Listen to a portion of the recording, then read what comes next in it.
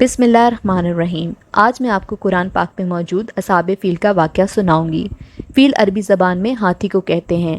اس صورت میں ابراہہ کے لشکر کو اصحاب فیل یعنی ہاتھی والے کہا گیا ہے، کیونکہ انہوں نے ہاتھیوں کے ذریعے مکہ پر حملہ کرنے کی کوشش کی تھی۔ ابراہہ یمن کا حکمران تھا۔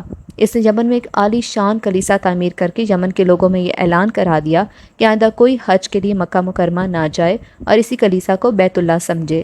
اس اعلان سے عرب کے لوگوں میں غم و غصے کی لہر دوڑ گئی اور ان میں سے کسی شخص نے رات کے وقت اس کلیسا میں جا کر گندگی پھیلا دی۔ ابراہہ کو جب یہ معلوم ہوا تو اس نے ایک بڑا لشکر تیار کر کے مکہ مکرمہ کا رخ کیا۔ راستے میں عرب کے کئی قبیلوں نے اسے روکنے کی کوشش کی، لیکن ابراہہ کے لشکر کے ہاتھوں انہیں شکست ہوئی۔ آخرکار یہ لشکر مکہ کے قریب ایک جگہ پہنچ گیا۔ اگلی صبح جب اس نے بیت اللہ کی طرف بڑھنا چاہا تو اس کے ہاتھی نے آگے بڑھنے سے انکار کر دیا۔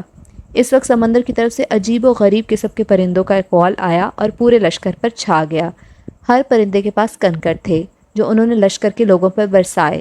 ان کنکروں نے لشکر کے لوگوں کے جسموں کو چیر کر رکھ دیا۔ یہ عذاب دیکھ کر سارے ہاتھی بھاگ کھڑے ہوئے۔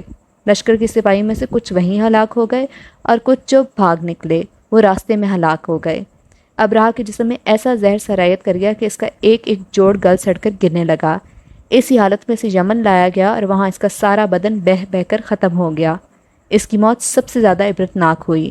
اس کے 2 ہاتھی بان مکہ مکرمہ میں رہ گئے جو اپاہج اور اندھے ہو گئے۔ بعض صحابہ کرام نے بعد میں ان دونوں کو اسی حالت میں دیکھا بھی تھا۔ اس طرح اللہ تعالیٰ نے اپنے گھر کی حفاظت فرمائی اور طاقت پر غرور کرنے والوں کو سزا کا مزہ بھی چکھا دیا۔ اور بھی اسلامک معلومات کے لیے چینل کو سبسکرائب کرنا مت بھولیے گا۔ شکریہ۔